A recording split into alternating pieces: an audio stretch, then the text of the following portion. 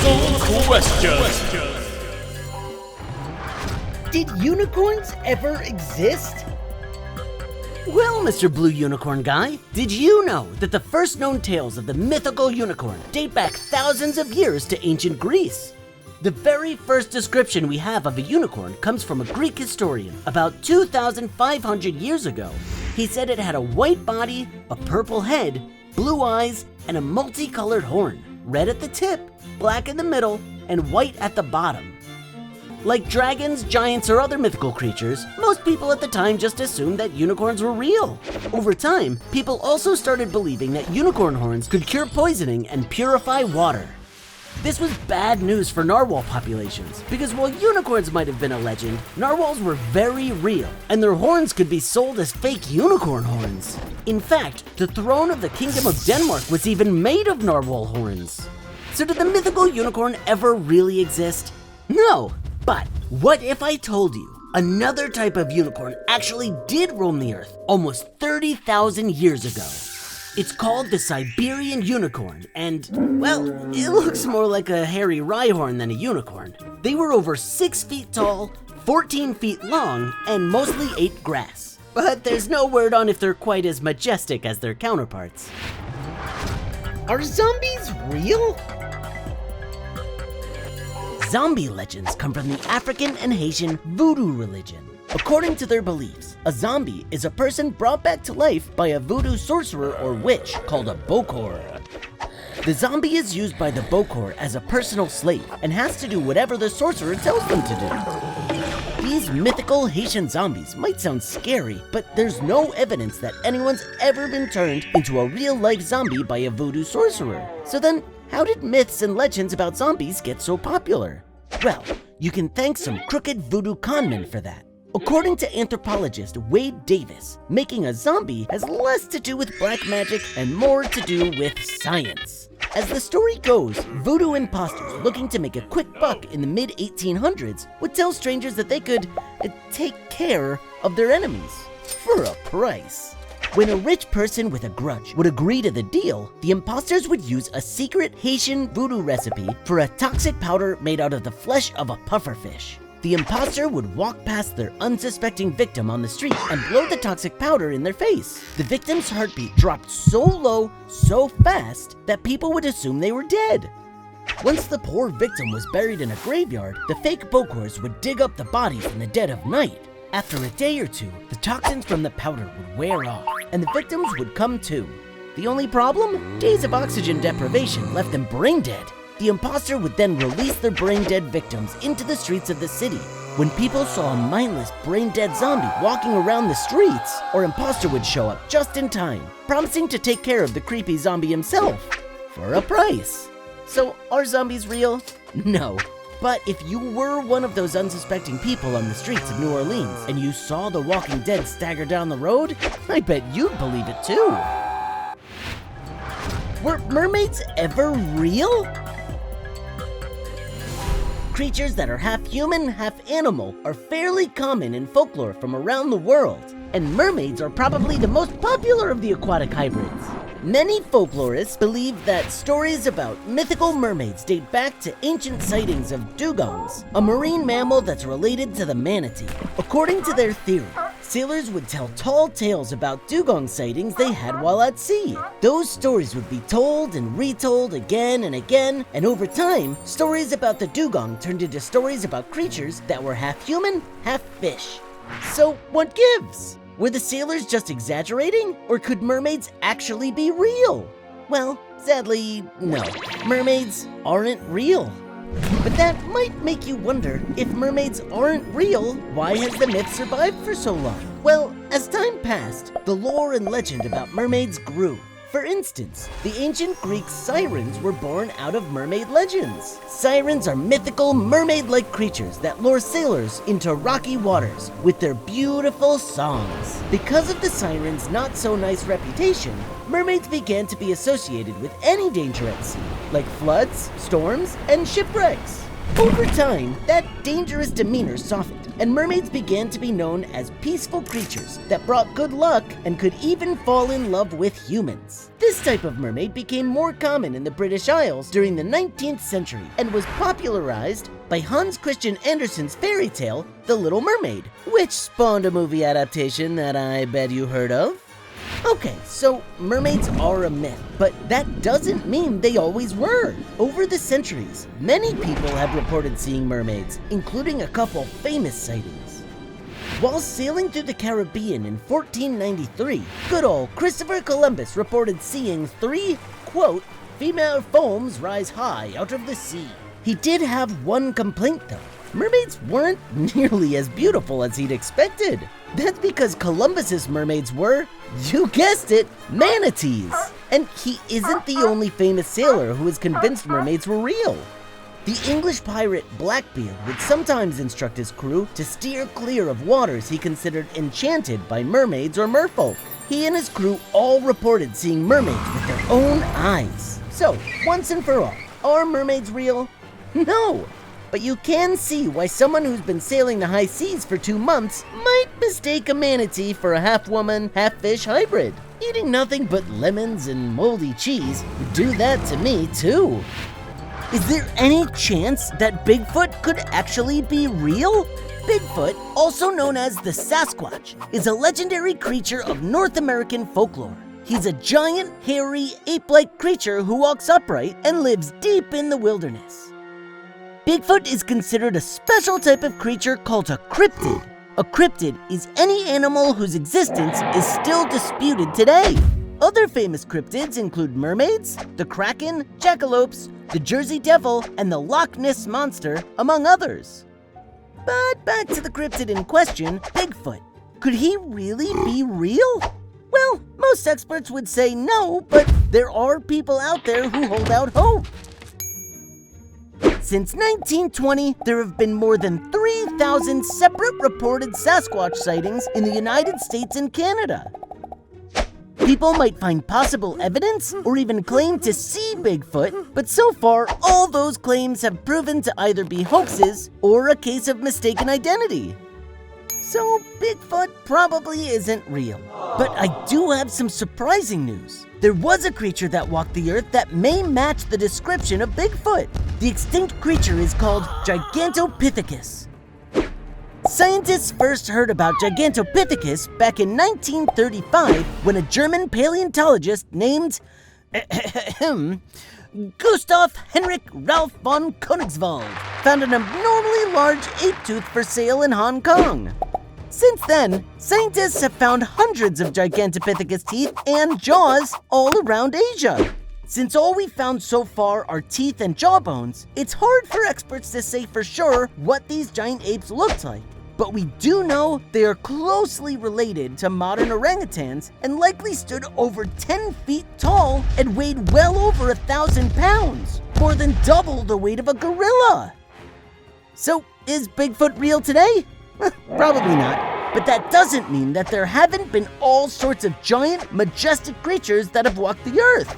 So maybe believing in Bigfoot isn't so crazy after all. Are vampires real? The creature we think of as a classic vampire today dates back to folklore from Southern Europe in the 1700s. It all started with a series of supposed vampire sightings and executions in the early 1720s. The first and most famous case involved the corpse of a man named Peter Blagojevich. Peter supposedly died in 1725 at the age of 62, but he allegedly came back to life and showed up at his son's house asking for food.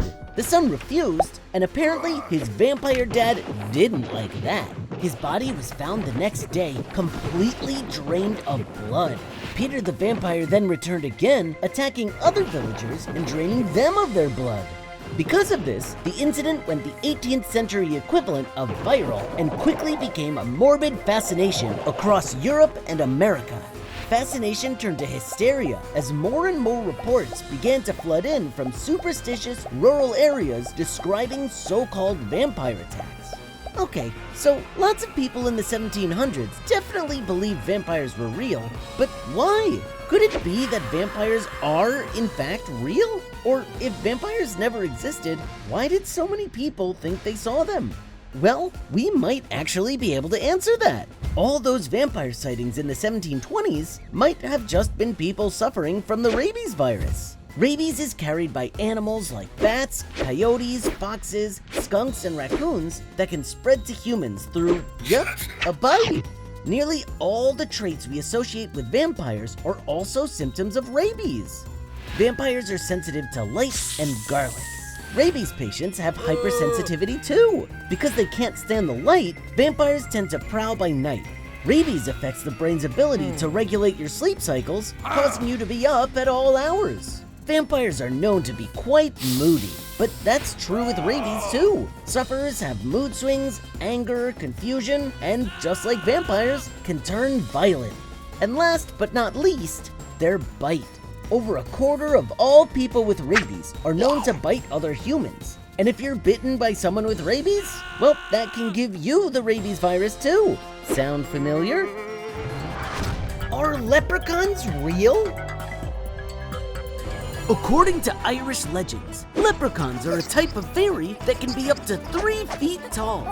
Fairies of Irish folklore aren't dainty little things with pixie dust and wings. They're tricky little creatures that love to play practical jokes. We picture leprechauns as scraggly-faced men with big red bushy beards, a green suit, knickers, and a hat with a buckle, but that wasn't always their look. Before the 1800s, leprechauns usually were described wearing red suits, not green. It wasn't until the 20th century that the modern image of the leprechaun really stuck. But no matter how a leprechaun looked, the legend of the leprechaun was the same. When they're not out making mischief, most leprechauns work as shoemakers. In fact, it's said you can hear them when they're close by the tip-tap-tapping of their hammer as they drive nails into shoes. Apparently, you can make a pretty penny repairing shoes because each leprechaun has their very own pot of gold, which is usually hidden at the end of a rainbow.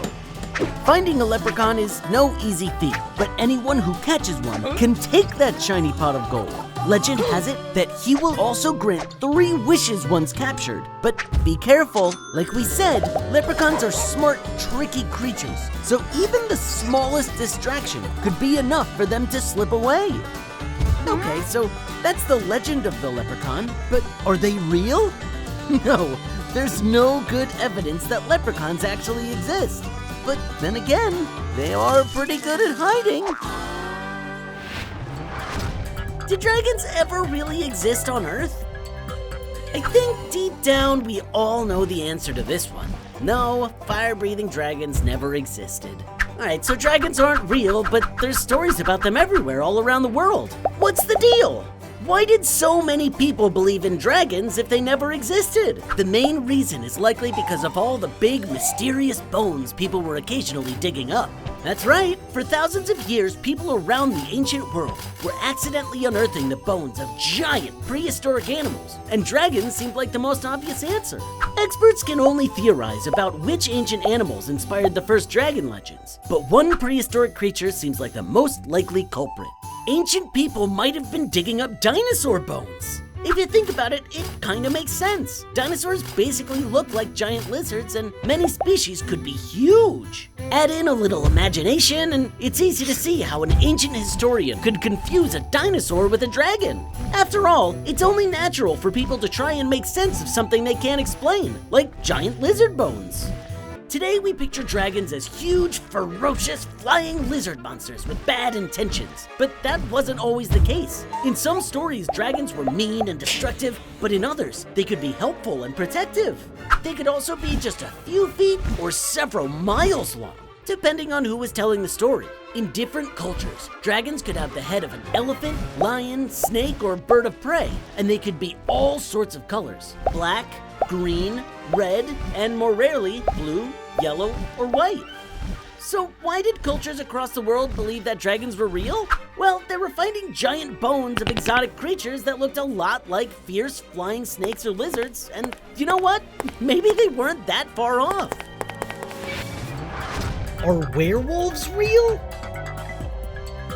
In folklore, stories, and present-day movies, werewolves are humans with the special ability to shapeshift into a wolf, or a human-wolf hybrid creature in more modern tellings. Also called a lycanthrope, werewolves are strong, bloodthirsty brutes with an unending desire to kill animals and people with wild, wolf-like instincts.